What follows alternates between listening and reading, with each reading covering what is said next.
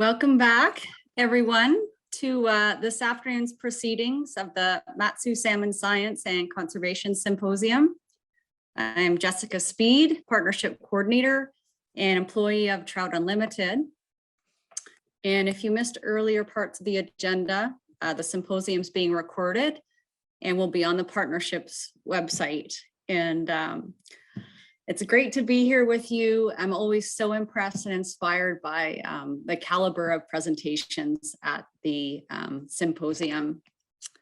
So looking at the rest of the day, we'll have updates from a variety of partners, including from the Matsu Salmon Partnership and tidbit presenters, and that'll be followed by 2 presentation sessions, one focused on the intersection of salmon and people, and the other highlighting a salmon and Pacific lamprey connection.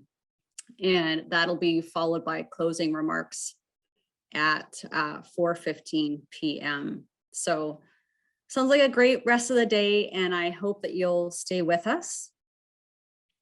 And to start things off, I'd like to introduce Ted Eischeid, who's a planner with the Matsu Borough. And he's a partnership steering committee member, and he's also a member of the National Fish Habitat Board. And Ted's going to share some updates and perspectives regarding some national legislation affecting our partnership, as well as 20 other fish habitat partnerships across the country. So if you're ready, Ted, you're welcome to turn on your video and unmute yourself. Great. Thank you, Jessica. Hi, everyone. I have 5 minutes to read through a 38-page federal act. So I'm not going to do that, but I'm going to show you a couple slides and just try to update you a little bit about what I do on the National Fish Habitat Partnership Board and why it matters. Just a little bit more about me. I work here for the Matsu Borough. Let me lower my window here. Maybe I won't have light on my face. There we go. I mostly provide environmental planning services.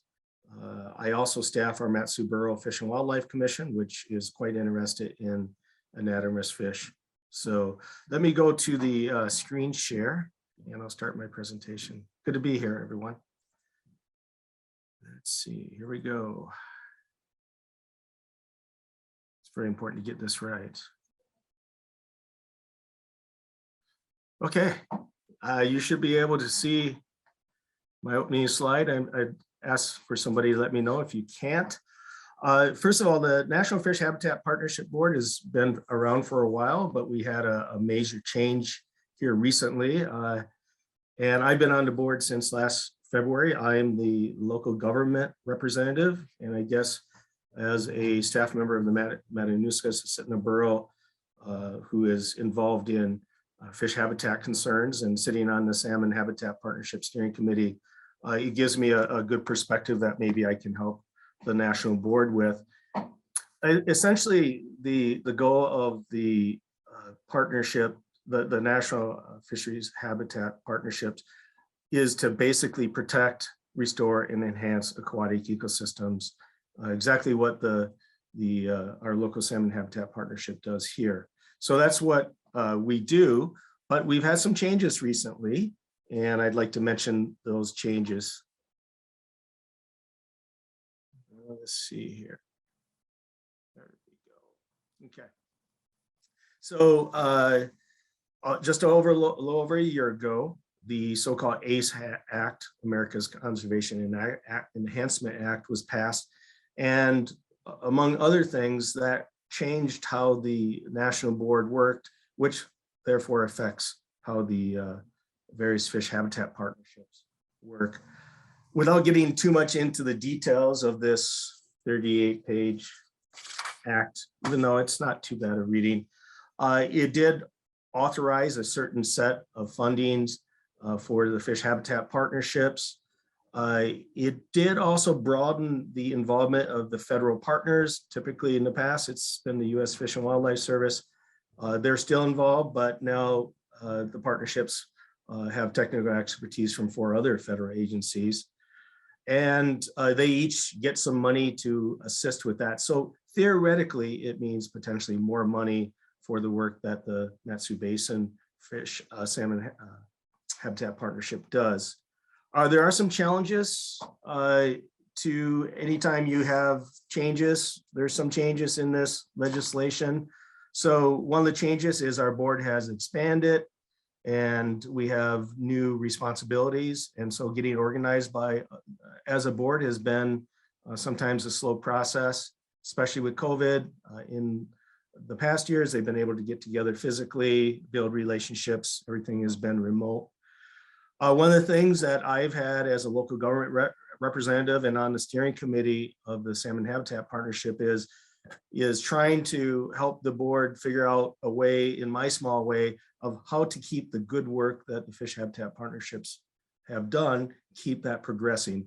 You know, there's that old saying, if it's not broke, don't fix it. So, but the legislation creates some different requirements and we're trying to meet those requirements. For instance, there's something in legislation saying that that the habitat partnerships need to have a one-to-one non-federal grant match. And we're trying to figure out exactly how we can apply that in a way that does not hinder the work of the excellent fish habitat partnerships. So now I'd like to just give a big picture view without getting into the nitty-gritty of this, because sometimes it's easy to lose focus when you have this legislation. These are the things that drive me. So some of the big picture aspects I'd like to share. First of all, there's about 20 fish habitat partnerships around the United States. They've been doing good work for a long time. The Mat-Su Basin Salmon Habitat Partnership was one of the inaugural ones. And over the 15 or so years, these habitat partnerships have done over 1,000 projects that, again, protect, restore, and enhance aquatic ecosystems. And that's what we've been learning about today, right? And it's been very interesting. So, you know, I have a listing here of the things that the board tries to do. Again, we're trying to basically navigate through this legislation in such a way that we meet the requirements of the law, but also we can help enhance and strengthen our 20 fish habitat partnerships. Looking close with the Mat-Su Basin partnership, you know, there's a lot of organizations, over 60, that are part of this particular partnership. And, you know, I'm a former teacher, and when you have 30 middle schoolers, the first thing to teaching is getting them all to focus on you. And I think our fish habitat partnerships help to get a lot of diverse organizations talking and thinking and essentially focus together on a common resource, our fisheries. So this is kind of like the beautiful thing from the ground up, is all these different diverse voices sharing information, talking, sharing perspectives, all pointing in the same direction. On the ground, that means getting together and talking and seeing all the excellent work that people have been doing and being inspired. Certainly with this symposium today, I've learned a lot and I'm inspired. So thank you. These are things that I would like to bring back to our national board, all the good work that's happening locally.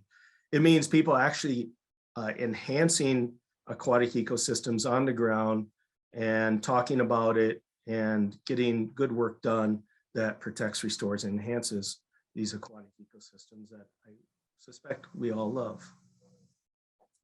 As a former teacher, I think the most important thing about all this work is thinking about the future and what future we will leave for those that come after us. And I think, you know, the children get excited about fisheries and they excite us older adults. And I think we should always keep in mind, what can we do today to make sure kids in the future are inspired and excited and can excite their parents and grandparents. And at this point, I would like to turn it over to Jessica. She's going to give you some more of the nitty-gritty part of the partnership. Great. Thanks, Ted.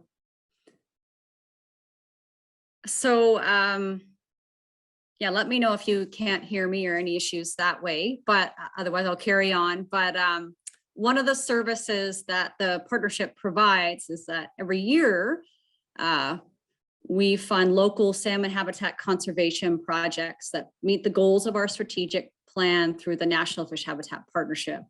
And since 2006, our partnership has provided over $3.5 million for over 100 projects through this program.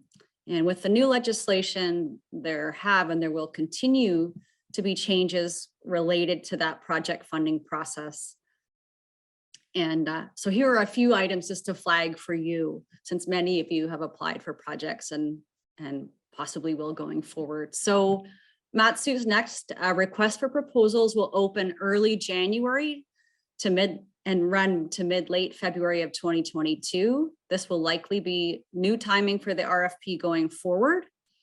FHPs across the country are offering similar proposal opportunities, funding opportunities. There are 4 partnerships in Alaska, 2 with a species focused, Western Native Trout Initiative and Pacific Lamprey. And you'll hear from them in the afternoon. And I'll put a website link in the chat where all of these RFPs will be posted on the National Fish Habitat Partnership website. So check there. Ted mentioned the one-to-one non-federal match requirement that is new with this ACE Act legislation. There's still some interpretation occurring and potential for a transitional grace period. So our RFP is not yet finalized, but I'm hopeful we can just encourage one-to-one non-federal match and not require it this year. So stay tuned on that. Also wanted to note that tribes are exempt from the one-to-one non-federal match requirement. And there's also some guidance that NFHP funds that's short for National Fish Habitat Partnership funds for tribes, can be used as non-federal match for other funding opportunities. So stay tuned on that as well. But a percentage of the total funding appropriations for the program is set aside specifically for tribal-led projects. So again, that's a flag for tribal organizations. And in terms of tips for higher scoring applications, focus on the priorities that are identified in the RFP.